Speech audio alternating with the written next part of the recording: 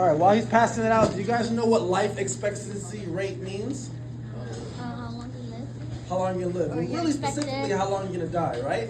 So, or what's the number until you die. Now, go to page 22 and look all the way at the bottom of the United States. If you look at all these sections into categories, the one second from the right is literacy rate and life expectancy rate. Can anybody tell me the life expectancy rate of the United States? Page 22. There's going to be two numbers there. What do we got up here? What is it? Where are you seeing that? Right, you got to look at the category. This is life expectancy rate. The category is all the way to the right of the page. Look at the top in the blue bar. It says literacy rate and life expectancy rate. That's the column. What'd you say? Good. 73-79. Now, what do those two numbers represent? 73 and 79. The age, life expectancy. Right, but what do those two numbers specifically mean? Does it mean Or the age 72 to the age 79. like an average? Yeah. That's a good guess, but no. Wait. Anybody else? The average age people die. And the average they die, but why is there two numbers as opposed to one? Female and male? Female and male. Can anybody guess which one is 73, which one is 79? Again? Male is 73. 73, yes, and female 79. Anybody know why that is?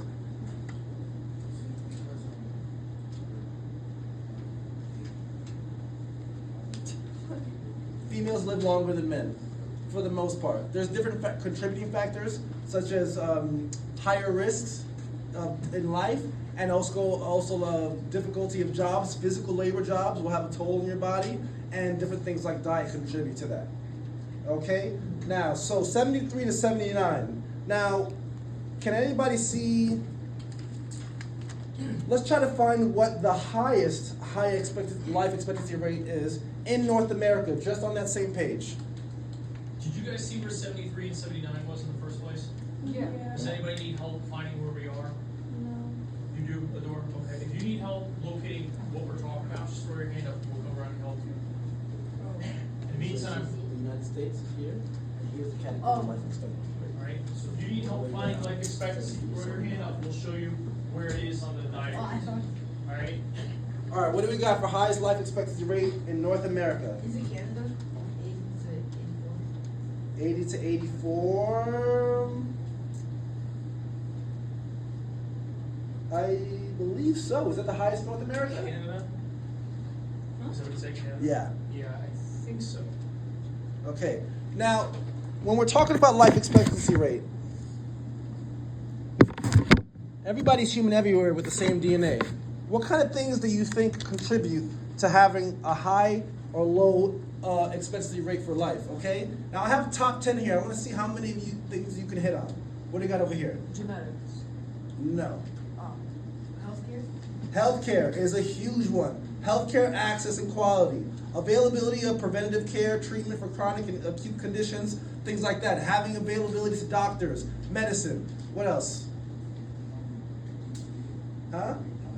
Diet, yes, but diet, nutrition, and food security. Access to food. Like, even if you want to eat healthy, if you don't have things that are healthy to eat, your life is not going to be as long. Safety. Safety is one of them. Public safety, lifestyle factors, and a stable and political environment. Like, for example, a long time ago, we wanted to do a lot of business with Mexico. Mexico was going to be one of the big industrialized countries. Okay, now Mexico is still a third world country because every time we started investing money into Mexico, what would happen? Whoever their president was would get assassinated.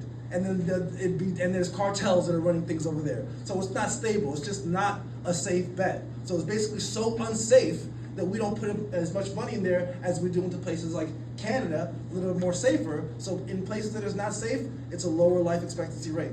Labor? Excuse, what do you mean by labor? Like where you work and stuff? Career?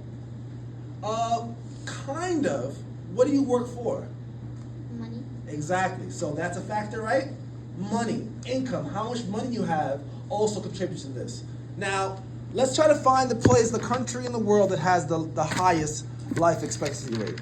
I'll give you a hint. It's in Europe. So turn to the page that has Europe on it, which is page 16 and 17. Now we're looking for the place with the highest life expectancy rate.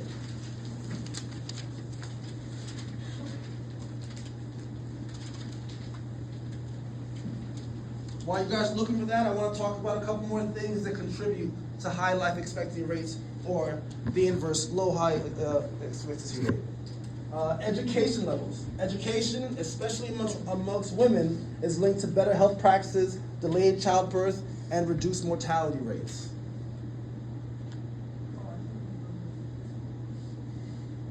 What's your question? I think I know. What is it? Is it Norway? It's not Norway, but Norway is up there, very high. Switzerland is up there also. Norway's tied with the other one. Oh, Norway's tied? Okay, so Norway's tied. That gets it also. What's the other one? Not Switzerland. Switzerland is high up there also. What do you got in front of here? Nope. It's interesting. Look at all those countries. All those countries that you're naming are all in the same area of the world. Huh? Nope. What do we got?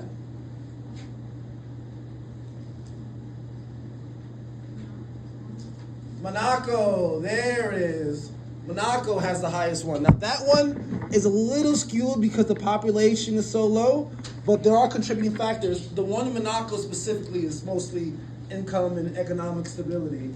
It's just a very rich area that has a lot of money. People go to the vacation there in the Middle East.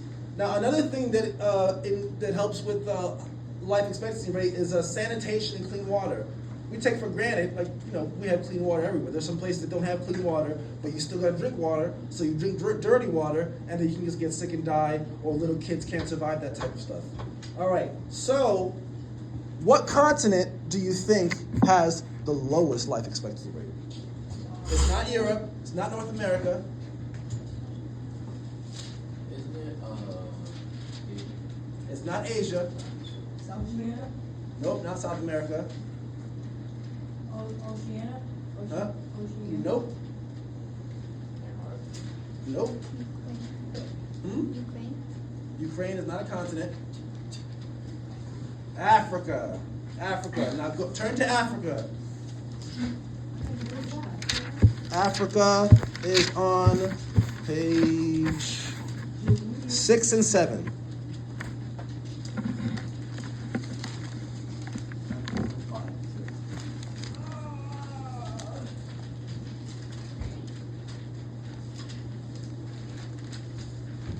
Now you'll look, if you know the geography, these countries, a lot of them that are in sub-Saharan Africa, are gonna have a lot of these on the lower level.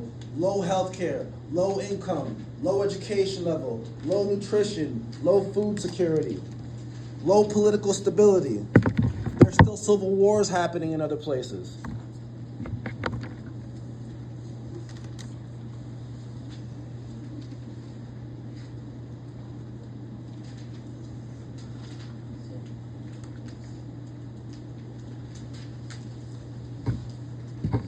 So what do we got for lowest life expectancy? What do you got over there? there's one that is South Sudan. Not South Sudan. That's the one. Lesotho. 50 to 56 is how, 50 for men and 56 for women is how long you're expected to live. Can you imagine that? Anybody know how old their parents are? 40, 41. Parents are that young? 44, She's like 45. old. Well, put it this way. I'm 43. So in 7 years, I'd be dead if I lived in these places. And I don't look like I'm close to dying or elderly or whatever the case may be. So that's how serious it is, the discrepancy. Having access to clean water and being able to go to a doctor is huge. It's a difference of you being a mother and like my 6-year-old is sick and now my 6-year-old is dead. That's what happens. And in these places like that, you have a bunch of kids. Maybe you have 10 kids, maybe only 3 of them survive. Over here, almost all of our kids survive, unless something crazy happens. So these are the big discrepancies that happen in different parts of the world that contribute literally to life and death. Any questions? No.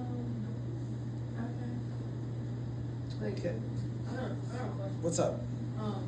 So in Africa, like, it happens just in that place or like around all over? I'm sorry, say it again? Does it just happen in that place in Soto, or does it happen everywhere?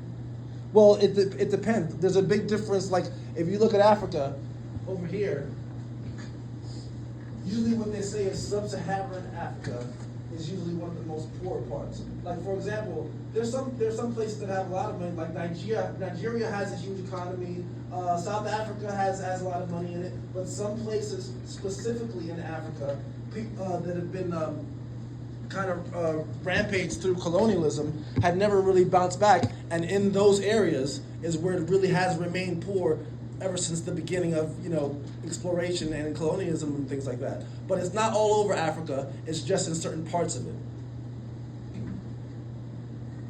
Why they don't got a lot of like hospitals and stuff like that? It's money. It's really just money. A lot of these places used to be conquered by different European countries, and then when they left them in shambles, or still was able to extort money out of them, so it just left them poor and poor. There's a lot of reason that these people, the post-colonial countries, are still poor because they really don't have ways to make money in the same ways that other people do.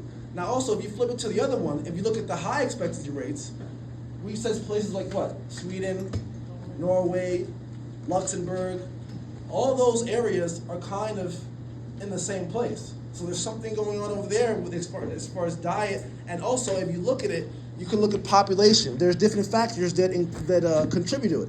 If there's a low population and a larger land mass, they might have more resources. If it's the opposite, they could have less.